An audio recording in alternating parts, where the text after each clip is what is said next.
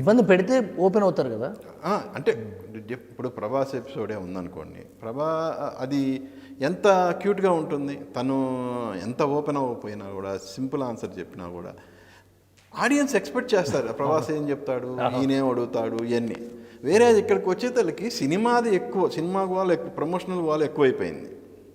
Okay, పర్సన్ని వ్యక్తిగతంగా అడిగే ఆ క్వశ్చన్స్ కానీ ఆ ఇన్ఫర్మేషన్ కానీ తక్కువైంది.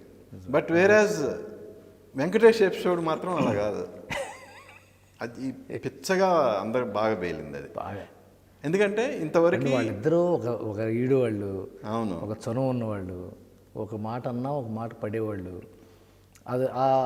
అది వేరండి. ఇప్పుడు ప్రభాస్ ఉన్నాడు అనుకోండి సార్, ప్రభాస్ పెద్ద స్టార్, గ్లోబల్ స్టార్ రేంజు. అంటే గ్లోబల్ స్టార్ మీరు బిరుదు కాదు, ప్రపంచవ్యాప్తంగా చూసే ఉన్న వ్యక్తి. కానీ బాలకృష్ణ గారి ముందు అతను కుర్రాడేగా, చిన్న కుర్రాడేగా. ఇప్పుడు మీరు రామ్ చరణ్ ఎపిసోడ్ చూడండి సార్, అదిరిపోతుంది. ప్రభాస్ అంత పేలింది, రామ్ చరణ్ అంత పేలింది. అసలు మధ్యలో సర్వానంద్ వచ్చాడు, అది రామ్ చరణ్కి తెలియదు సర్వా వస్తాడు, అది షాక్ అయ్యాడు. రామ్ చరణ్ వాళ్ళిద్దరు మంచి ఫ్రెండ్స్ కదా, అసలు అదిరిపోతుంది సార్ ఎపిసోడ్.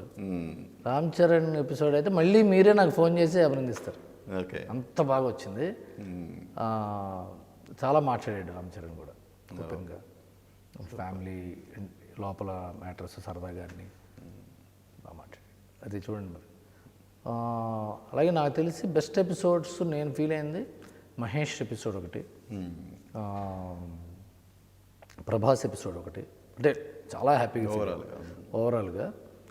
మళ్ళీ ఈ ఎపిసోడ్ ఒకటి బాగుంటుంది.